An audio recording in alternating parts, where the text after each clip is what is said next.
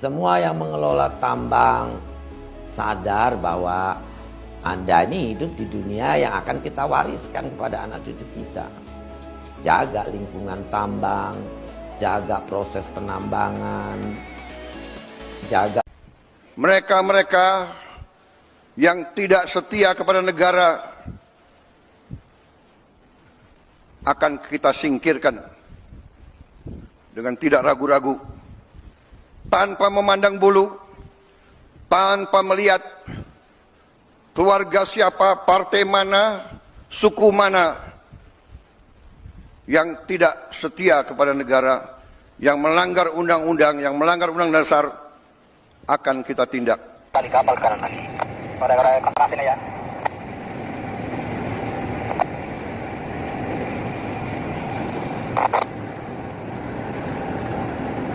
Tongkanya masih maju lagi ya.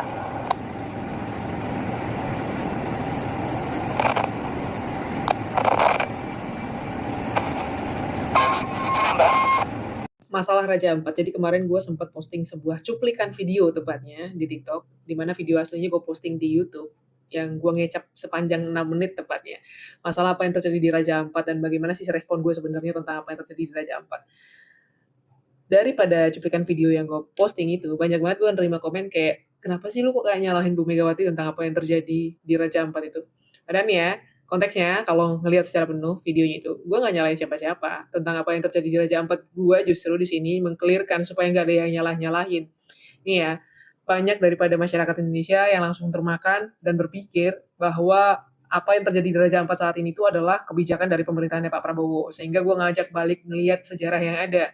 Di tahun 98 itu PT Gag Nikel, di mana perusahaan ini adalah perusahaan yang melakukan pertambangan di Pulau Gag, Raja Ampat, itu menandatangani kontrak kerjasama dengan pemerintahannya Pak Soeharto.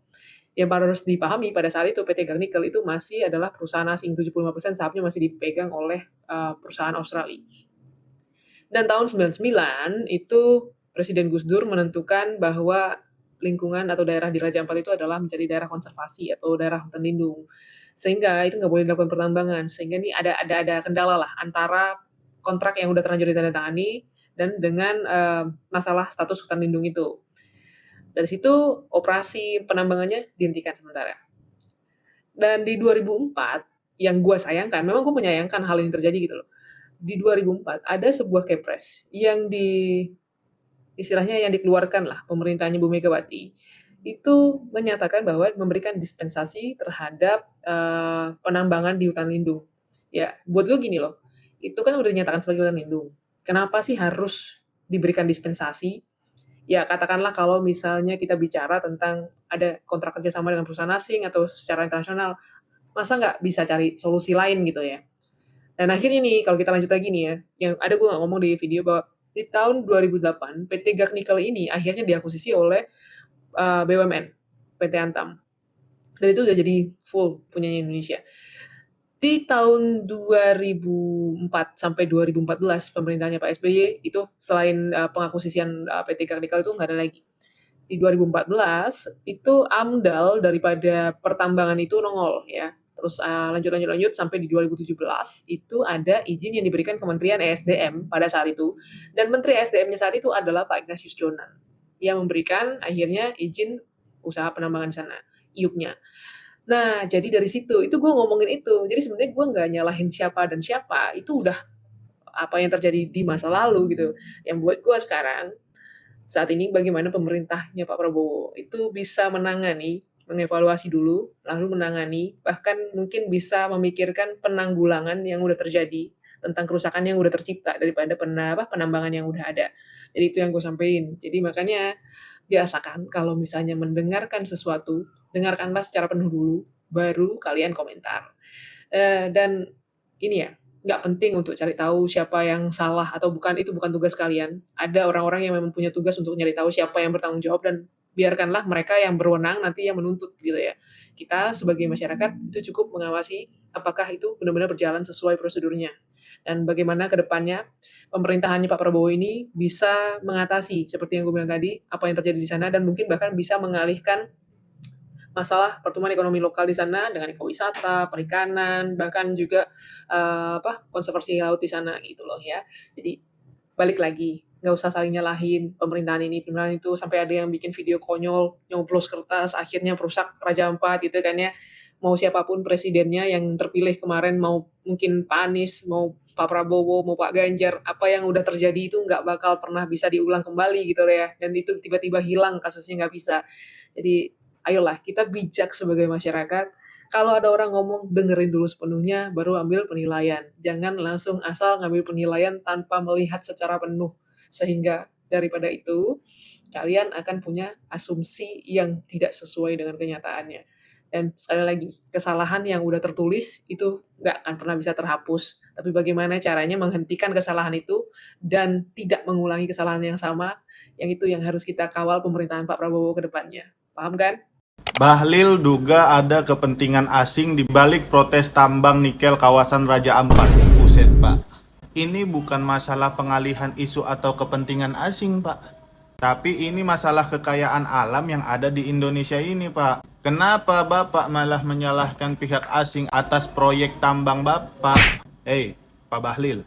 Ini Bapak kesel karena proyeknya terpaksa berhenti kan? Bukan karena kesel Raja Ampat hancur kan, Pak? Nih kalau kata Bapak benar ada pihak asing yang ingin menggagalkan proyek ini, nih kita terima kasih banget sama tuh pihak asing karena udah menggagalkan kerusakan Raja Ampat dari proyek Bapak. Kagak usah nyalahin pihak lain, Pak. Fokus aja sama masalah proyek yang Bapak buat nih. Bapak kan asalnya Papua. Kenapa Bapak mau rusak Papua? Ini Bapak titipan siapa sih? Dari awal jadi menteri selalu menguji kesabaran rakyat Indonesia mulu. Nah, kalian yang udah baca beritanya, aku aja bangun tidur aku langsung lihat berita, wih kayaknya enak juga, kayaknya dikulik gitu. Langsung aku buru-buru baca, terus aku nemu poin kunci dari pernyataan Faisal Basrinya.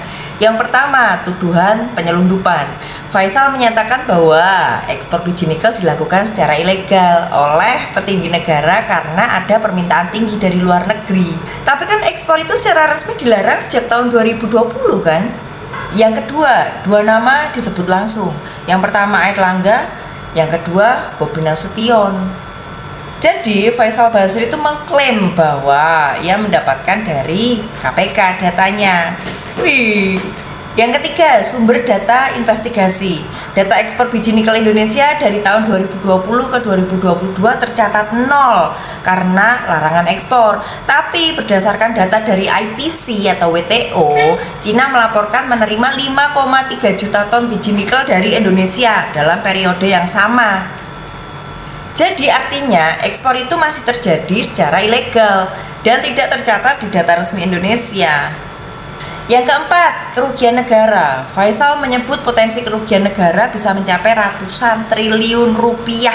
Yang kelima, ada indikasi komoditas lain yang juga diselundupkan. Jadi berdasarkan presentasi dari tim kejaksaan dan KPK, penyelundupan tidak hanya terbatas pada biji nikel. Mengingat Faisal Basri kini sudah wafat, rekaman ini bisalah jadi semacam legacy statement atau barang bukti awal jika kasus ini sampai berkembang terus. Jadi kalau sampai benar sumbernya dari internal KPK sama kejaksaan, maka pernyataan ini serius banget pastinya. Tapi kalau sampai enggak, ini bisa aja sih digunakan pihak tertentu buat framing atau agenda politik.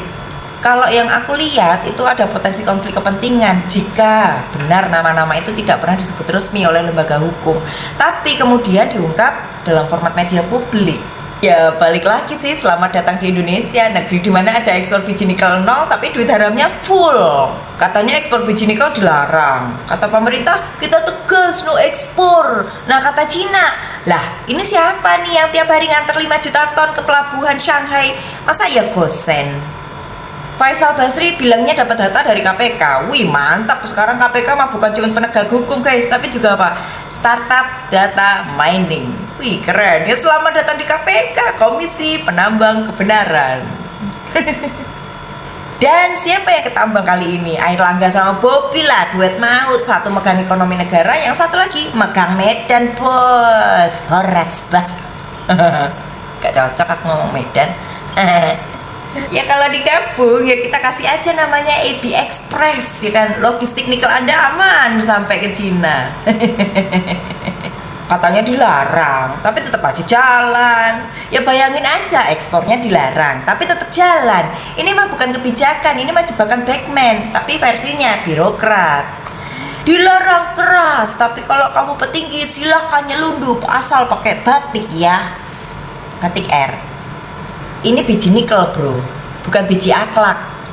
Larang ekspor biji nikel katanya demi nilai tambah di dalam negeri. Katanya mau bangun industri smelter. Ternyata yang di smelter duluan adalah integritas. Biji nikel dilarang keluar, tapi kalau biji akhlak udah luntur duluan. Dari 2020 ke 2022 ekspor biji nikel 0, tapi duit pejabat malah makin tebel. Ini statistik apa halusinasi negara? Ya namanya aja Konoha, negara kita. Jago dia bikin angka 0 yang penuh makna.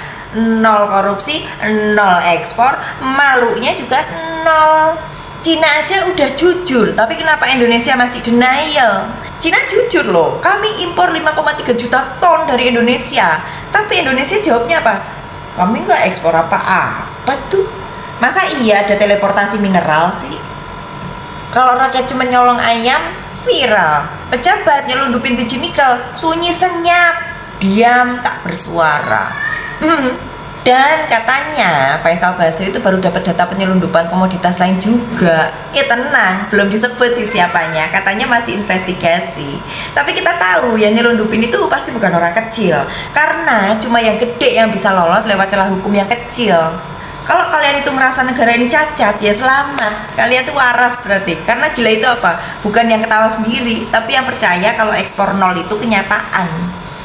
Bisa-bisanya tiba-tiba ada orang bawa-bawa spanduk, bawa-bawa tulisan kayak gitu di depan si Bahlil. Save Raja Ampat. Kenapa gue bilang kita harus menyuarakan Save Raja Ampat? Karena Raja Ampat memiliki keindahan alam yang sangat luar biasa dan itu bisa kita banggakan. Sekarang gue pengen tanya sama kalian, apalagi bisa kita banggakan selain keindahan alam dan makanannya? Infrastrukturnya, SDM-nya, atau budaya korupsinya, itu bisa kita banggakan? Kan enggak, makanya gue bilang ini Raja Ampat udah bagus, janganlah dirusak.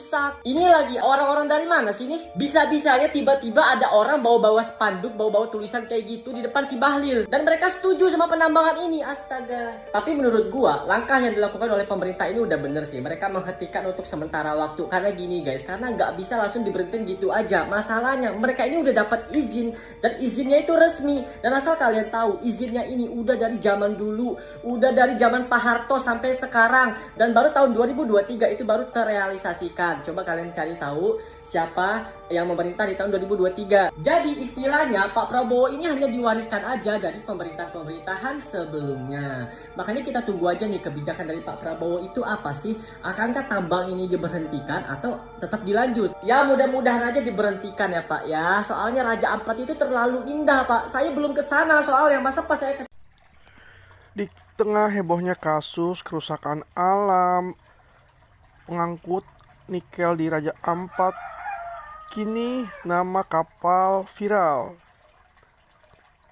Di mana nama kapal pengangkut nikel Dewi Iriana dan JKW Mahakam ini menyita perhatian publik. Beberapa akun di halaman X memposting foto dan data terkait kapal JKW Mahakam dan Dewi Iriana. Dari data yang disebarkan, kapal Dewi Iriana jenis kapal tongkang, sementara kapal JKW Mahakam 6 disebut jenis kapal motor tunda.